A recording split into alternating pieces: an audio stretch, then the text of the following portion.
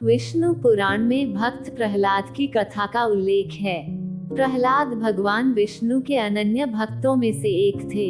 आइए विस्तार से जानते हैं भक्त प्रहलाद की कहानी, जो अत्यंत रोचक और बच्चों के लिए प्रेरणादायक है। सनकादि ऋषियों के शाप के कारण भगवान विष्णु के पार्षद जय एवं विजय को दैत्योनि में जन्म लेना पड़ा था। भक्त प्रहलाद का जन्म महर्षि कश्यप की पत्नी दक्ष पुत्री दिति के गर्भ से दो महान पराक्रमी बालकों का जन्म हुआ। इनमें से बड़े का नाम हिरण्यकशिपु और छोटे का नाम हिरण्याक्ष था। दोनों भाइयों में बड़ी प्रीति थी। दोनों ही महाबलशाली, अमित पराक्रमी और आत्मबल संपन्न थे। दोनों भाइयों ने युद्ध में देवताओं को पराजित करके स्वर्ग पर अधिकार कर लिया। एक समय जब हिरण्याक्ष ने पृथ्वी को रसातल में ले जाकर छिपा दिया, तब भगवान विष्णु ने वराह अवतार लेकर पृथ्वी की रक्षा के लिए हिरण्याक्ष का वध किया। अपने प्रिय भाई हिरण्याक्ष के वध से दुखी होकर हिरण्यकशिपु ने दैत्यों को प्रजा पर अत्याचार करने की आज्ञा देकर स्वयं महेंद्राचल पर्वत पर चला गया। वह भगवान विष्णु द्वारा अपने भाई की हत्या का बदला लेने के लिए ब्रह्मा जी की घोर तपस्या करने लगा। इधर दैत्यों के राज्य को राजाविहीन देखकर देवताओं ने उन पर आक्रमण कर दिया। दैत्यगण इस युद्ध में पराजित हुए और पाताललोक को भाग गए। देवराज इंद्र ने हिरण्यकशिपु के महल में प्रवेश करके उसकी पत्नी कयाधु को बंदी बना लिया। उस समय कयाधु गर्भवती थी, इसलिए इंद्र उसे साथ लेकर अमरावती की ओर जाने लगे। रास्ते में उनकी देवर्षि नारद से भेंट हो गई। नारद जी ने पूछा, देवराज, इसे कहाँ ले जा रहे हो? इंद्र ने कहा, देवर्षि, इसके गर्भ में हिरण्यकशिपु का अंश है, उसे मारकर इसे छोड़ दूंगा। यह सुनकर नारद जी ने कहा, देवराज, इसके गर्भ में बहुत बड़ा भगवत भक्त है, जिसे मारना तुम्हारी शक्ति के बाहर है, अतः इसे छोड़ दो। नारद जी के कथन का मान रखते हुए इंद्र ने कयाधु को छोड़ दिया और अमरावती चले गए। नारद जी कयाधु को अपने आश्रम पर ले आए और उससे बोले, बेटी, तुम यहाँ आराम से रहो जब तक तुम्हारा पति अपनी तपस्या पूरी करके नहीं लौटता। कयाधु उस पवित्र आश्रम में नारद जी के सुंदर प्रवचनों का लाभ लेती हुई सुखपूर्वक रहने लगी, जिसका गर्भ में पल रहे शिशु पर भी गहरा प्रभाव पड़ा। समय होने पर कयाधु ने एक पुत्र को जन्म दिया, जिसका नाम प्रहलाद रखा गया। इधर हिरण्यकशिपु की तपस्या पूरी हुई और वह ब्रह्मा जी से मनचाहा वरदान लेकर वापस अपनी राजधानी चला आया। कुछ समय के बाद कयाधु भी प्रहलाद को लेकर नारद जी के आश्रम से राजमहल में आ गई। भक्त प्रहलाद की लीला, जब प्रहलाद कुछ बड़े हुए तब हिरण्यकशिपु ने उनकी शिक्षा की व्यवस्था की।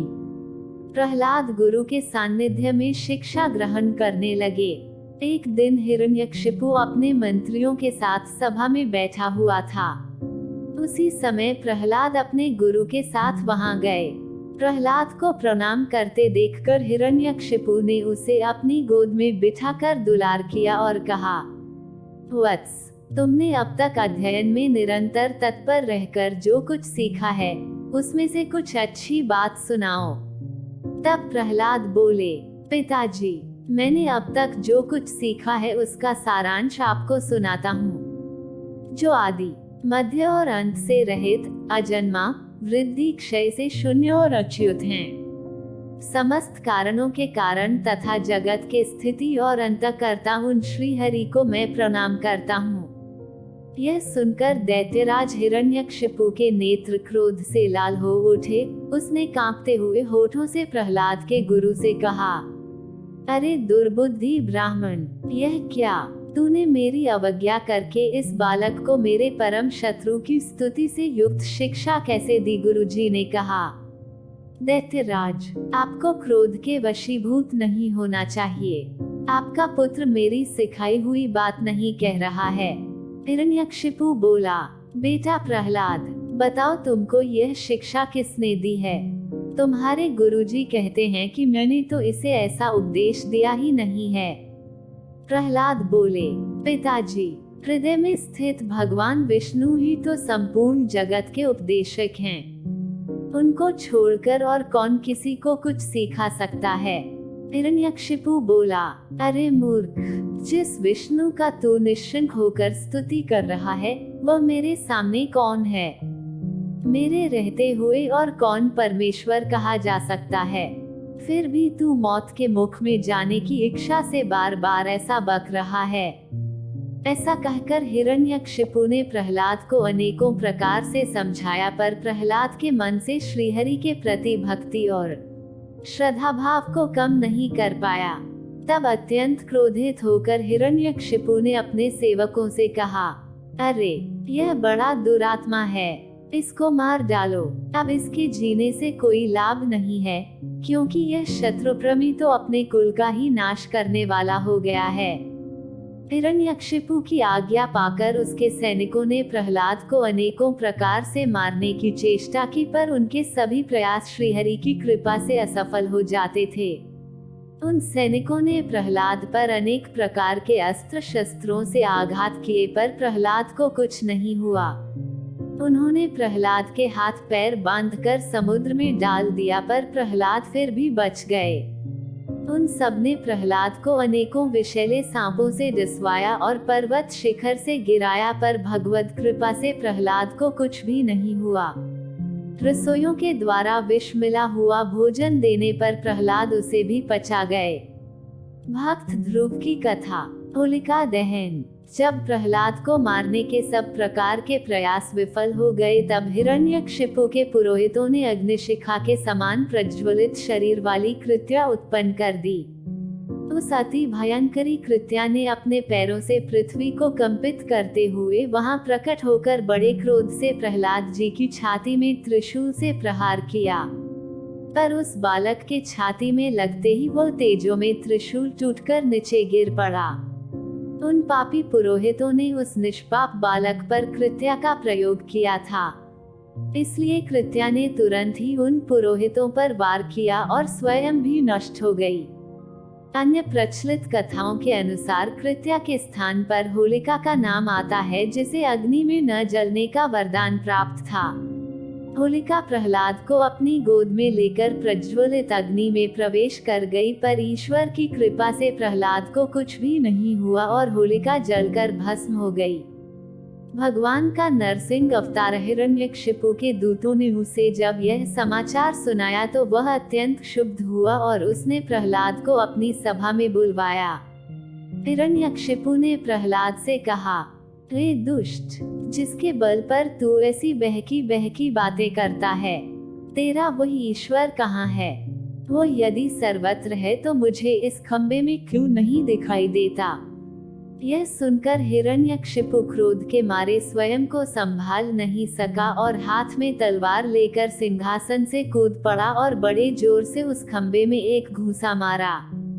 उसी समय उस खंबे से बड़ा भयंकर शब्द हुआ और उस खंबे को तोड़कर एक विचित्र प्राणी बाहर निकलने लगा, जिसका आधा शरीर सिंह का और आधा शरीर मनुष्य का था। यह भगवान श्रीहरि का नरसिंह अवतार था। उनका रूप बड़ा भयंकर था। उनकी तपाए हुए सोने के समान पीली पीली आंखें थी, उनकी दाढ़ें बड़ी विकराल थी और वे भयंकर शब्दों से गर्जन कर रहे थे। उनके निकट जाने का साहस किसी में नहीं हो रहा था। यह देखकर हिरण्यकशिपु सिंहनाद करता हुआ हाथ में गदा लेकर नरसिंह भगवान पर टूट पड़ा। तब भगवान भी हिरण्यकशिपु के साथ कुछ देर तक युद्ध लीला करते रहे और अंत में उसे झपट कर दबोच लिया और उसे सभा के दरवाजे पर ले जाकर अपनी जांघों पर गिरा लिया और खेल ही खेल में अपनी नखों से उसके कलेजे को फाड़कर उसे पृथ्वी पर पटक दिया। फिर वहां उपस्थित अन्य असुरों और दैत्यों को खदेड़ खदेड़ कर मार डाला। उनका क्रोध बढ़ता ही जा रहा था।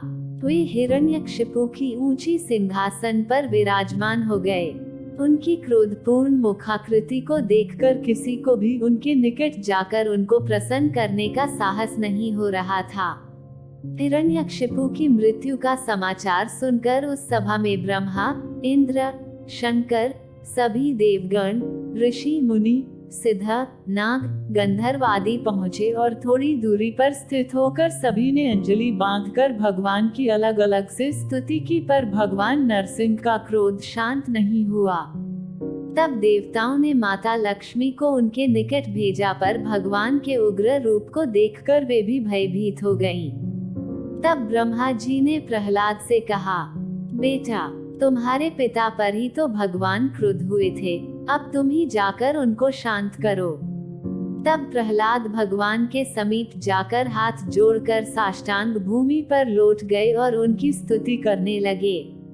बालक प्रहलाद को अपने चरणों में पड़ा देखकर भगवान दयार्द्र हो गए और उसे उठाकर गोद में बिठा लिया और प्रेमपूर्वक बोले, वत्स प्रहलाद, तुम्हारे जैसे एकांतप्रेमी भक्त को यद्यपि किसी वस्तु की अभिलाषा नहीं रहती, पर फिर भी तुम केवल एक मनवंतर तक मेरी प्रसन्नता के लिए इस लोक में दैत्याधिपति के समस्त भोग स्वीकार कर लो।